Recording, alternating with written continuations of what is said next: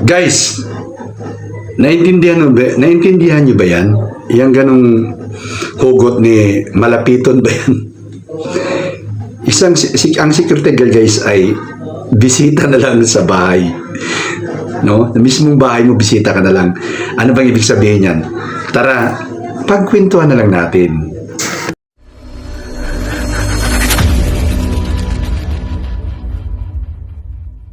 Okay guys, welcome sa Riddles TV, 14 years more or less, bilang security officer, security guard. Okay, nakikita yung mga file ko dyan. Bali, baka magulat kayo guys at medyo mahabang buko at may earrings ako at nakasando, parang tambay lang at hindi mukhang security officer, security guard. Kung ikaw bago sa channel ko, baka ikagugulat mo yan. Paliwanag ko lang sa inyo na ako ay isa ng retired. Hindi na po ako active sa pag-duty, ano? Nagbabahagi po ako ng mga karanasan, kaalaman ko, at mga, kakwentuhan mo lang kakwenta-kwenta. Wala naman nanonood, kwentuhan na lang tayo. So, kung guys, kung gusto nyo matututo ng mga real talk o mga totoong pangyayari sa buhay ng pagsi-security guard, marami akong mga video dyan sa channel ko. Ayan.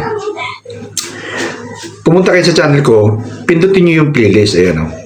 Pag napindit nyo yan guys, yun ang lalabas. Pumunta kayo sa Security Guard Matters. Yung mga video guys, walang nanonood dyan. Pero kung magpapanood nyo isang video dyan, makikita nyo yung laman. No?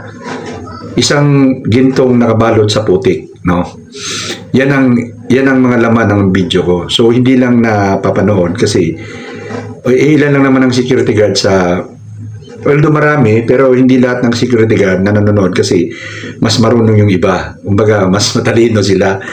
Pero kung ikaw naman ay baguhan sa pag-security guard at marami pang gusto malalaman, lalo na kung ikaw ay bagong graduate sa college at gusto mo mag-security guard at napapanood mo yung mga video ko, maaaring handa ka emotionally at spiritually at mentally. No? So ito, pag-usapan natin ito yung topic natin, ayan. Bakit niya nasasabi na ang security guard ay bisita na lang sa bahay? Diba? Bahay natin yan, bisita na tuloy tayo, no? Kasi alam ko, may mga kabataan ngayon na hindi maintindihan. Pero yung salita na yan, yung post na yan, ay maintindihan ng mga veteranong gwardiya yan, tulad ko. Pero kung ikaw baguhan, baka magtanong ka, bakit? Anong ibig sabihin yan? Ang gulo naman, no? Ipaliwanag ko sa inyo guys, no? Nung ako nag-duty guys, hirap na hirap ako sa buhay ko. Pangkain, pangmerinda. So, marami kong anak, nag-aaral lahat. So, kung mag-duty ako ng 8 oras sa duty ko, ang 8 oras sa gwardiya guys ay pang binata. Bakit? Minimum lang naman ang gwardiya eh. No? So yung 8 oras mo na duty, mula Lunes hanggang Linggo, pang binata na sweldo yun. Hindi kakayanin kung may asawa at anak ka.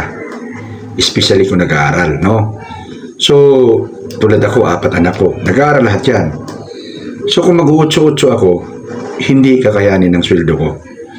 So pinipili ko ang mga duty ko na 12-12. Dito na tayo papasok sa sinasabing bisita ka na lang sa bahay mo. Okay, nung ako nag-duty guys, hindi ako kumukuha ng 8-8 na duty. Kasi minsan akong kumuha, wala kaming ginawa mag-asawa kundi mag-away. Kasi kahit anong balintong ko dyan, kahit anong baliktad ko sa budgeting, hindi talaga pwede. Hindi talaga kasya. Away lang inabot namin kasi ang misis ko isa pang hindi marunong sa pera plus nangungutang pa, habol kami ng habol kasi 8 oras lang. Gusto mo mang gumawa ng another income yung trabaho, hindi nakakayanin. Bakit? Eto na tayo ha. Kung ang duty mo, ako kasi karanasan ko, lahat ng duty ko ay malayo talaga sa namin, sa bahay namin kasi ang bahay ko kasi ay siyempre sulok na eh. Hindi naman ako sa sentro kasi kung sentro ka, mayaman ka. Hindi naman ako mayaman. Isa nga lang ako security guard, di ba? Minimum earner nga lang ako. So pumunta ako sa mga lugar na medyo sulok na. So kung may duty ako, ito na rin ng Makati, Malati, kahit Quezon City lang, distansya na yan sa North Caloocan. Sa North Caloocan kasi, boundary ng Bulacan yan at sa Caloocan. Okay? So, ito na. Pasok tayo, ha? Ang biyahe ko sa umaga, kung malati ka mag-duty, pinakamabilis at 1 kalahating oras. Makati at Malati. Makati-Malati, ha? From my house. Pinakamabilis yun. Pero ang normal talaga ay 2 oras. Uwian, balikan. Okay. So, i-add mo yung 2 oras. Ilan na? 4 na oras na yun. Uwian, balikan. Biyahe pa lang yun. Eh, paano yung pagising mo? Magtututbrush ka, maghihilamos ka. Di ba? Magkukuhan ka. Palagay na natin 40 minutes. No, 40 minutes. 40 minutes, no? So, biyahe lang yun, ha? Pag nasa trabaho ka, guys, pag sinabing alas 7, hindi ka makakalabas ng alas 7 insakto. Makakalabas ka doon sa duty mo alas 7:40, alas 7:35, pinakamabilis yun. Bakit? Una-una, yung kapalitan mo, hindi basta-basta agad-agad lalapit sa'yo para palitan ka. Pag nagpalitan kayo, may tinatawag na proper turnover, kakain ng 15 minutes yun. 20 minutes minsan. Eh, nakaniforme ka pa, magbibihis ka pa ngayon. Oo. Di ba? So, kakain din ng 40 minutes yon. So, yung 4 na oras, 40 minutes per 40 minutes, ilan na? Almost 1 hour na, yung dalawa. 40 minutes per minute, 5 hours. So, 12 oras, sakto natin, 12 oras plus 5 hours. 12 oras, 5 hours, 17 oras ka nang wala sa bahay mo. So, ilan na natira doon? Ilan na natira? 8 hours na lang. 8 hours na lang. Oh. Tama ba? 8 hours? 17? 8 hours, 7 hours. 7 hours na lang. 7 hours. Tama. 7 hours na lang. Alas 7 oras ka na lang nasa bahay. Eto. Pagdating mo sa bahay, kakain ka na lang. Pagkatapos, konting sipol, sabay tulog. Oh. Ngayon, pag tulog mo, kulang pa yung tulog mo, magigising ka na naman para pumasok. Yan ang routine ko araw-araw nung nagjo-duty ako. 12-12 ako. Routine ko yan araw-araw, nakakapagod, nakaka-drain, nakaka-stress, talagang ika nga, burnout ka. Araw-araw yun ang ginawa mo. Ang tanong ko sa'yo, may oras ka ba bang maglalambing sa paligid mo? May oras ka ba bang magtitingin-tingin kung ano nangyari sa paligid mo? Wala. Focus ka lang sa araw-araw na gawain ganun. Yun po yung buhay ko nung nagjo-duty ako bilang security guard. Kaya nung panahon na yun, sinikap ko talagang mag-provide ng, alam mo na yung ibang income, negosyo, ipon, para makapag-retired ako ng maaga. Dahil sa totoo lang, sasabihin ng mga tao, trabahong tamad ang security guard. Pero hindi nila alam na nakatali ang oras mo sa duty mo. 12 oras ka. Ngayon kung tamad ka, gusto mo mag-duty ng 8 oras, well, good luck na lang sa pangarap mo at sa pamilya mo. Kasi paano mo bubuhayin ang minimum earner ka? Paano mo bubuhayin, guys, ang pamilya mo, especially kung malaki-laki, tapos ang iyong kita ay minimum ka lang, no? 8 oras. Tapos bilagyan mo pa ng day off sa linggo kasi gusto mo maglaro ng basketball, gusto mo magtungit, wala na. Paano magkasya? So ako, 12-12 akong nag-duty sa pag-guardia. Kaya, yan ang ibig sabihin na bisita ka na lang sa bahay mo. Halos wala ka ng oras doon. Ang oras mo na lang doon ay kumain. Pagkatapos kumain, konting pahinga, tulog ulit. So yung 17 hour, 12 hours plus 5 oras, 17 hours, yun yung biyahe mo, mga kwan mo, sa labas sa bahay mo. Ang natira 7 hours ba? Tama? Tama ba? 7 hours? 8 hours? Ah, hindi, 7 hours na kasi 24 hours lang naman ang oras natin sa isang araw. Yung 7 hours ay kulang pa talaga ang tulog mo doon. Kasi pagdating sa bahay, kakain ka pa, hindi ka naman pwedeng pagdating sa bahay, oh, 7 hours na, ganun ka kagad. Kasi kailangan makatulog ko ng 8 hours. Paano ka makatulog 8 hours? Eh, gastos na nga yung 17 hours mo. Di ba? So, may 7 hours ka pa natira. Siyempre, kakain ka. No? Konting kuan-kuan. So, ang pinakamahaba mong tulog ay 5 oras araw-araw. 5 oras araw-araw. Kasi, ika nga, di ka pa may konting kuan-kuan ka sa bahay nyo. So, hindi ka na kilala ng anak mo at hindi ka na rin kilala ng mga kapitbahay mo. Ang mga anak ko dati, guys, nung nag-duty ako, madaling araw, tulog pa sila. Kikis na lang ako. Kikis na lang ako sa mga anak ko kasi maliliit pa sila eh. Pagdating ko sa gabi, kasi mga bata pa nga, tulog na sila. Kasi makakarating ako alas 9, alas 10 ng gabi, alam mo, hintayin pa ako. Tulog na sila. Halos hindi ako nakilala ng mga anak ko. No? Masasabi lang na tatay nila ako dahil ako ang nagpo-provide sa kanila sa pagkain nila. Pero sa totoo lang, ay halos hindi na ako kilala ng mga anak ko. Minsan, naabutan ko silang gising, kunting ko na lang, eh pagod ka rin, galing sa biyahe, galing sa duty. Minsan, nababatrip ka sa mga officer mo, nakikita, nadadala mo sa bahay. Minsan, yung mga anak mo, nasusungitan mo.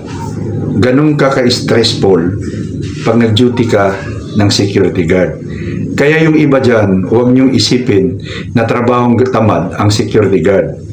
Ikaw kaya tumayo doon ng kuwan. Pag nakatayo kang ganun, mga 1 oras, 2 oras, okay lang. Kayang-kaya ng kahit sino. Pero kung tatayo ka ng 10 oras, 11 hours na tayuan, ewan ko lang kung hindi. Kaya tingnan mo yung mga hita ng mga paa ng mga gwardya, naglalabasan yung mga ugat, no? Kasi bakit? Naghuhugas sila pagkatapos sila mag-duty. Ako kasi hindi. Ang ugali ko, guys, mula sa duty, yung paa na lang kasi, di ba, nakasapatos ka, medyo mabaho-baho yan kasi nakamidyas, 12 oras, mahigit nakamidyas yung paa mo, medyo mabaho yan. So, kukuha ako ng mainit na tubig, lalagyan ko ng konting malamig, maligamgam. Lalagyan ko ng alcohol, tsaka ko ngayon pinanguhugas sa paa ko. So, maligamgam na may alcohol. So, pinanguhugas ko sa paa ko, tsaka ako medyo punta sa kama, matulog. Ang pinakahugas ng katawan ko at pag kinabukasan na, o kaya after na matulog, pahinga na yung katawan ko. Kaya kadalasan, yung mga gwardiya na medyo maarte, at walang tinatawag na, wala bang tinatawag na health rediment, ay malalaki ang mga nila, ugat nila sa paa nila. Ako, ipakita ko yung paa ko, ha. Pakita ko yung paa ko, ha. Ayan, pambabae kasi, no. Pambabae kasi, no. Nakita niyo pa ako? Ha? Nakita niyo pa ako? Walang mga ugat-ugat yan. Naglalaro ako ng basketball, guys, ha. Baka gusto nyo kong hamunin ng basketball. Basta kayo sa edad ko lang. Laban tayo dyan. 1-on-1, ha. Naglalaro ako ng basketball niyan, ha. Pero wala ko hindi, purya usog lang, guys, ha. Walang ugat. Kasi bakit? Hindi ako mahilig maghugas ng paa after ko mag-duty dati. Kasi bakit? Pagod yung paa mo, hinugasan mo ng tubig, pagod na pagod, lalabas talaga yung ugat mo. At yung iba ay, ang lalaki ng katawan, Ang mamasil ng katawan, pero may rayuma na. No? Yan yun. So, sinigbi lang natin yung rayuma, no? Pero, ang pinag-usapan natin dito, yung bisita na lang tayo sa ating bahay.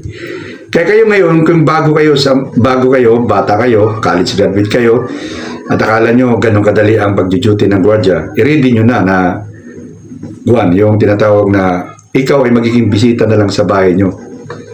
Minsan ka na lang makatagpuan sa bahay nyo. Kapitbahay ko nga dati, hindi ako kilala eh. Alam nyo ba ang pangalan ko dito sa amin hanggang ngayon, dala-dala ng mga bata? Hindi totoong pangalan ko. Hindi totoong pangalan ko ang kilala ng mga bata rito. Kilala nila ako, pero hindi nila kilala pangalan ko. Gumawa sila ng pangalan na para bang, Rey Misterio. Tinawag din ako ng Rey Misterio doon sa Makati nung upahan ako. Rey Misterio ang tawag sa akin eh. Rey Misterio. Kasi hindi nila ako kilala eh. Dito naman sa amin ngayon, ang tawag sa akin, Ropo. Ropo ang tawag nila sa akin. Kasi bakit? Hindi nila ako madampot-dampot dito. Hindi nila ako kilala. Dahil nga, kamanggula ako sa bahay namin. Bisita lang ako. Ganun yun. No? So, kayo ngayon, kung baguhan kayo, mga bata pa kayo, i-ready nyo na yan. Ganun ka-stress ang pag-duty ng security guard. Ayaw ko mang gawin, pero dapat kong gawin kasi may pamilya ako. May mga anak na umaasa sa akin, may pamilya umaasa sa akin. Kaya ngayon, kung nag-duty kayo ngayon, at medyo okay lang naman sa inyo na wala sa bahay palagi kasi binata pa kayo. Pero kung yung kakaasawa mo lang, gusto mong umuwi, siyempre kakaasawa mo lang eh. Gigil pa kayo sa isa't isa ng misis mo eh. At saka nakakatakot din, baka yung asawa mo ginapang ng iba. Paraging wala ka sa bahay. Malay mo nakipagkindatan na pala yung asawa mo sa iba dahil wala ka ng oras sa bahay. Mas mahaba ang oras mo sa labas kaysa sa bahay mo. Di ba? So, yan ang dahilan na nandito yung channel ko para ipaliwanag sa inyo na wag niyong sayangin ang kita nyo bilang security guard. Kasi hindi basta-basta na kumita ka. Pinagpalit mo yung oras mo. Pinagpalit mo yung oras mo na wala ka sa pamilya mo, alang-alang lang na para lang kumita ka. Tapos ngayon, sasayangin mo ng basta-basta. Mag-ipon ka. Pag may ipon ka na, maggawa ka ng side hustle business para makapag-retire ka ng maaga at hawak mo na yung oras mo. Para ako ngayon, hawak ko na oras ko ngayon. Kung gusto kong umalis, alis ako. Gusto kong maglaro basketball, maglalaro ako. Dahil bakit? Hindi na ako naka-duty. Gusto kong magpahaba ng buhok, hubo na ng buhok ko. Yan o. No? At tuwan-tuwa ako sa bahay ko. Tuwan-tuwa ako na nasa bahay ako. Hanggang sabi ko, wow, yes. Ganun ako. Dati, hindi ko tumakuan. Ngayon, di ba? Anytime, hindi ako humiga. Kaya guys, yan ang ibig sabihin ng bisita ka na lang sa bahay mo. Kasi halos wala ka ng oras na manatili sa bahay nyo. Mayroon akong kapitbahay hanggang ngayon mas matanda ako. Alam ko mas matanda ako. Hanggang ngayon, siya, yung tinatawag na lang. Yung parang dumadaan lang. Naka-duty pa rin hanggang ngayon. Dumadaan lang. Parang wala lang. Ganon. Parang hindi siya parang bang hindi siya nagkakaroon ng ang tawag niya sa English, nakalimutan ko. Access, hindi access ba? Access o basta ganun. Nakalimutan ko. Basta kala mo lang dadaan lang siya, tapos alis na naman. Dadaan siya, alis na naman. 'Di ba? Matanda na. Hindi, mas matanda o mas edad ko lang. Gusto niyo bang ganun? 'Di ba? Hanggang sa pagtanda, bisita ka pa rin sa bahay mo. No? Mas marami ang oras mo sa trabaho kaysa sa bahay mo. Sa totoo lang guys, napakasarap na makatira, manatili sa bahay. Masarap na nanatili sa bahay. Lalo kung sarili mong bahay, masarap. So, kayong mga security guard ngayon ay marunong kayong magpahalaga ng pera nyo para hindi kayo buong buhay nyo bisita lang sa bahay nyo. Minsan lang tayong mabuhay at huwag nating iubos ang ating oras sa yung pang nakikipaglaban tayo araw-araw sa buhay. Ganun. So, kung ayaw nyo maging bisita sa bahay nyo, sikapin nyo, makapag-ipon, makapagnegosyo, at makapag-retire ng maaga para ma-enjoy natin ang ating buhay. O so guys, kita-kita tayo. Kung nagustuhan nyo yung video, paki-like. Kung medyo pangit, dislike. Walang kwenta yung natin guys topic natin. Pero informative naman sa mga hindi pa nakakaalam. Pakipindot ng subscribe button guys. Dama nyo na yung notification bell. Kita-kita sa next video guys. Bye-bye.